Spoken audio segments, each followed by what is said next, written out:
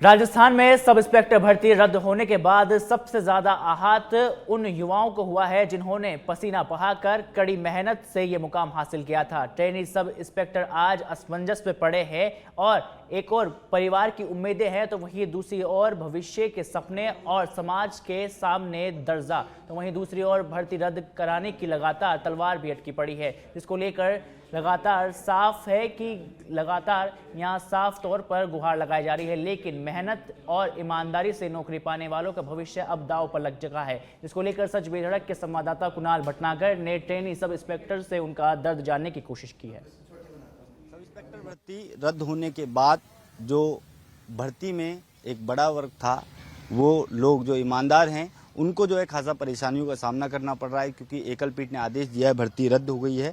तमाम जो sub inspector भर्ती से जुड़े स्टूडेंट हैं वो हमारे साथ मौजूद हैं। भर्ती रद्द कर दी गई है क्योंकि एक बड़ा वर्ग जो है ये कह रहा है कि हम ईमानदार हैं, और क्योंकि एसओजी की जांच में अभी तक जो 54 जो हैं पकड़े गए हैं सब इंस्पेक्टर। क्या कुछ कहना चाहते हैं? सर देखिए, एसओजी की रिपोर्ट जो एसओजी ने कोर्ट के अंदर दाखिल किया, उसके अंदर उन्होंने बताया है कि 785 लोग बिल्कुल क्लीन चिट है, निर्दोष हैं। बाकी के जो इन्होंने 54 लोग दोषी हैं जिनको अरेस्ट कर चुकी है, और इन्होंने लगभग 60 प्लस इन्होंने जो है बताया गया है कि ये लोग संदिग्ध हैं। टोटल 68 है ना, और 54 पकड़े गए। तो मैं आपके द्वारा और सरकार से, एसओजी से ये दरख्वास्त करना चाहूंगी कि बाकी लोगों को आप कब अरेस्ट करोगे, जब आपको पता है एसओजी हमारा सरप्राइज टेस्ट ले चुकी है, और मतलब वो सरप्राइज टेस्ट के बेस पे एक लड़के को एक दो लड़कों को या फिर एक दो जो कैंडिडेट्स हैं उनको अरेस्ट कर चुकी है, तो बाकी लोगों को मतलब अरेस्ट क्यों नहीं कर रही है? इतनी देर क्यों लगा रही है? या तो ये एक प्रोपेगेंडा है कि जब जब कोर्ट की हियरिंग होगी तब हम एक एसआई को हम अरेस्ट करेंगे जो संदिग्ध है। जैसे ही हमने डबल बेंच के अंदर अपनी याचिका लगाई, वैसे ही एक कल परसों की बात है, एक एसआई को अरेस्ट किया। ऐसा क्यों करना चाह रहे हैं? ये एक साथ अरेस्ट क्यों नहीं करते? एक साथ इनकी इंक्वायरी क्यों नहीं करते हैं? इन्वेस्टिगेशन क्यों नहीं करते हैं? संभवतः ऐसा हो सकता है कड़ी से कड़ी जुड़ी जैसे सूचना मिली उसके बाद जो गिरफ्तारी हुई। ऐसा भी हो सकता है, लेकिन जिस हिसाब से हमारी कोर्ट हियर, ये एक संयोग मात्र भी हो सकता है, मैं ये नहीं कहूंगी, लेकिन ये सब हमारे पास डाटा है पूरा कि अगले दिन हमारी कोर्ट हियरिंग है और उससे पहले एक अरेस्ट हो रहा है। ये सरप्राइज टेस्ट 1 साल पहले हो चुका हमारा, 2024 के अंदर। उसके बाद में अब 1-2 महीने पहले एक हमारे साथी को ही पकड़ा था एसओजी ने। अब आप क्या चाहते हैं? सरकार से क्या चाहते हैं? कोर्ट से क्या चाहते हैं? सरकार से हम ये चाहते हैं कि इस इन्वेस्टिगेशन को जारी रखा जाए, क्योंकि सरकार ने ईओआरओ की भर्ती रद्द की थी, रीट की भर्ती आपने रद्द की थी, सेकंड ग्रेड की भर्ती आपने रद्द की थी। जैसे ही भर्तियां रद्द हुई वो ठंडे बस्ते में चली जाती हैं, उनके आगे इन्वेस्टिगेशन नहीं होती है। तो मैं सरकार से ये दरख्वास्त करना चाहती हूँ कि इस भर्ती को रद्द ना किया जाए, और इस भर्ती के अंदर जो संदिग्ध हैं, है ना, और जो कल्प्रिट है उनको पकड़ा जाए, और लास्ट जो दोषी है उसको पकड़ा जाए, और निर्दोष के साथ न्याय होना चाहिए।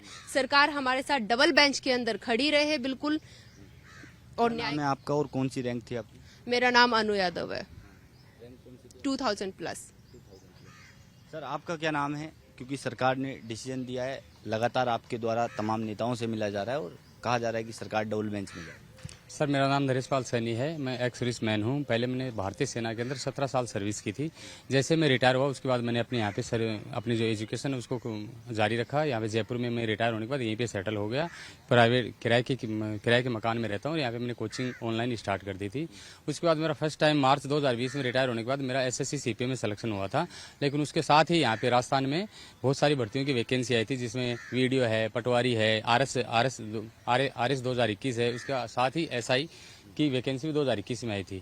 इन सब में मेरा सिलेक्शन हुआ। RS मेंस भी मैंने लिखा है, वीडियो में मेरा सिलेक्शन हुआ है, पटवारी में मेरा सिलेक्शन हुआ है, और वीडियो मैंने ज्वाइन भी किया था। 6 महीने की सर्विस के बाद मैं रिजाइन देकर के जैसा मेरा फाइनल सिलेक्शन SI में हुआ था, मैं इस पद पे आया था। अब क्या मुझे वापस उस पद पे भेजा जाएगा? क्या मुझे उस यहाँ पे जो एक सम्मान का पद था उसे हटा करके मुझे उसी पद पे वापस लौटाया जाए? क्या मुझे वो मान सम्मान वहाँ पे मिलेगा अगर मैं इस पद से वापस जाता हूँ? तो साथ ही मैं एक बात बताना चाहता हूँ आपको, ये SIT की रिपोर्ट है जो सरकार ने गृह विभाग के माध्यम से, और गृह विभाग ने अपने उसके सब कमेटी के सामने 6 मंत्रियों के सामने अपनी ये रिपोर्ट रखी थी। उसी रिपोर्ट के आधार पर ये कहा गया है कि इसमें अभ्यर्थी जिनके विरुद्ध कोई साक्ष्य नहीं है उनकी संख्या 785 है, और वो अभ्यर्थी जिनके विरुद्ध जिनको दोषी पाया गया उनका परसेंटेज है 6.3%। तो मैं कहना चाहता हूं आपके माध्यम से सरकार तक अपनी बात पहुंचाना चाहता हूं कि इन 6% के चक्कर में क्या 94% की बलि दी जाएगी? क्या 94% जो अभ्यर्थी हैं जो ईमानदारी से अपना चयन करके इस SI के पद पे नियुक्त हुए हैं, क्या उनको ईमानदारी का यही नाम दिया जाएगा कि उनको उसी समाज में वापस भेजा जाए जहाँ उनके साथ हीन भावना से देखा जा रहा है? उनको हर तरफ जहाँ वो जाते हैं, ना वो समाज में जा सकते हैं, ना वो किसी शादी ब्याह समारोह में जा सकते हैं, हर जगह उन्हें चोर थानेदार की नज़र से देखा जाता है। आज जब भी हम किसी गांव में जाते हैं या कहीं अपने घर वालों से बात नहीं कर पाते, किसी रिश्तेदार का फ़ोन नहीं उठा पाते हैं, क्योंकि वो हमसे जैसे हम फ़ोन करते हैं हमसे यही पूछते हैं कि तुम्हारा क्या चल रहा है। लोग तो अंदर ही अंदर खुश भी हैं बहुत सारे, क्योंकि आपको पता है SI का पद ऐसा है, उससे आपका पड़ोसी भी जलता है, वो भी आपकी कंप्लेंट करेगा ये गरिमा का पद है, इससे और साथ में उनको लगता है कि इसका चयन कैसे हो गया, जबकि उनको पता नहीं कि हमने बड़ी मेहनत और कड़े संघर्ष के बाद इस पद पे चयन पाया है। मेरी आपके माध्यम से सरकार से गुहार है कि जब तक जिस प्रकार से सरकार हमारे साथ सिंगल बेंच में खड़ी रही थी, उसी प्रकार हमारी माननीय भजन लाल जी से, माननीय भारतीय स्टेट गवर्नमेंट से अपील है कि वो हमारे साथ डबल बेंच के अंदर खड़ी रहे और हमें न्याय दिलाए। क्योंकि एक महत्वपूर्ण बात, क्योंकि तथ्यात्मक बात आपने कही, आप ये कह रहे हैं कि मतलब पूर्व में जो सुप्रीम कोर्ट के जजमेंट का हवाला दिया गया है, एक AIPMT परीक्षा हुई थी 2015 में, केंद्र सरकार ने, जिसको अब नीट कहते हैं, उसको केंद्र सरकार ने रद्द नहीं करना चाहती थी, लेकिन सुप्रीम कोर्ट ने उसको रद्द किया। 40 लोगों की उसमें संलिप्तता थी, और उसके अलावा उसमें CBSE का जो बाबू है वो जो है उसमें गिरफ्तार हुआ था। नीट का एग्जाम, अगर आपको शायद याद नहीं तो नीट का एग्जाम रद्द नहीं हुआ था, उससे एक क्षेत्र विशेष में जहाँ से वो पेपर लीक हुआ था उसी जगह। मैं EGMT की बात कर रहा हूँ 2015।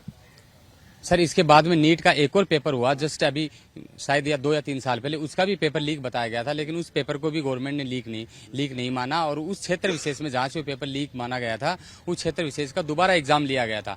क्या ये हमारे साथ 2021 के बाद ये 2025 में या 2026 में हमारा दोबारा एग्जाम लेना चाहेंगे? यानी 5 साल अगर आपको भर्ती रद्द लग रही थी और आपको लग ही रहा था कि 2021 के अंदर पेपर रद्द हुआ, तो हमें आशा नहीं थी कि 2026 में जाके हमें इसी भर्ती के लिए दोबारा लड़ना पड़ेगा।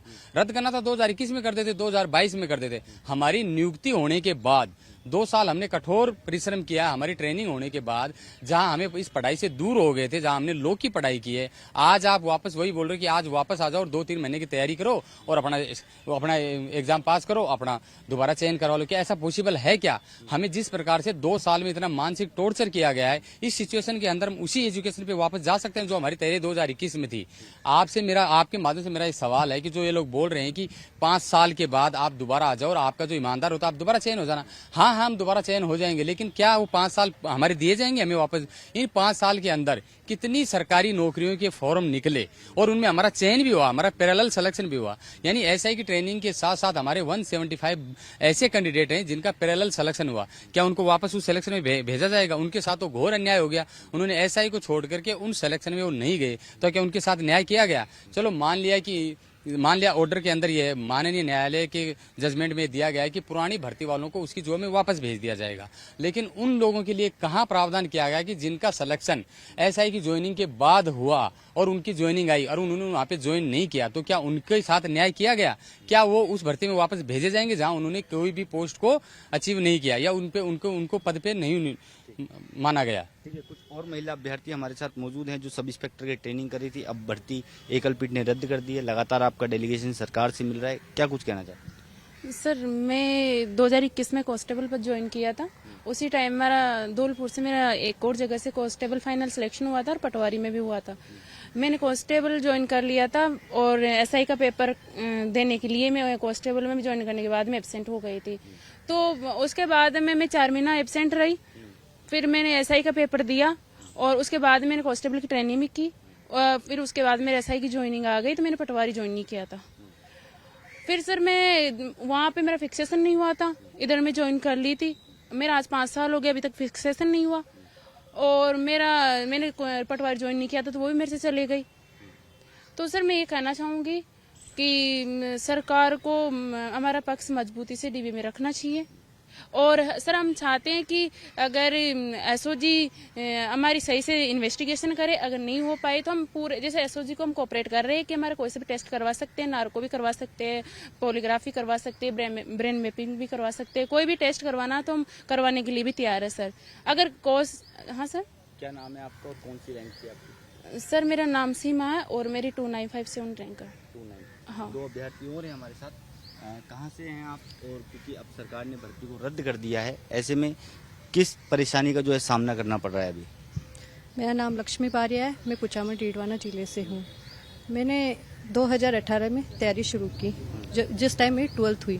12th के बाद से लेके अभी चल रहा है 2025, तो 21 में इसका पेपर हुआ। पेपर में इतनी मेहनत से तैयारी की, इतने संघर्षों के बावजूद यहाँ पेपर क्लियर किया। उसके बाद में 22 में फिजिकल दिया। फिजिकल में भी कोई फिजिकल ऐसा का फिजिकल मामूली फिजिकल नहीं है, इसमें फिजिकल एफिशिएंसी इसमें इतनी है कि जो अब बोल रहे हैं कि भर्ती जो ईमानदारी से चयनित है उनका वापस सिलेक्शन हो जाएगा, तो ये पॉसिबल नहीं है, क्योंकि इतना फिजिकल एफिशिएंसी जो 5 साल पहले थी वो 5 साल बाद में नहीं रहेगी, वो धीरे धीरे कम ही होती जाएगी।